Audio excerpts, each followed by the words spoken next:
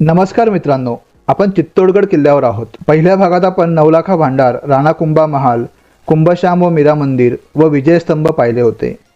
आपण आता विजयस्तंभापासून पुढील ठिकाणे बघणार आहोत। या परिसरात विजयस्तंभ, जोहर स्थळ, गोमुख कुंड, समाधीश्वर महादेव मंदिर या ठिकाणांना भेट देणार आहोत।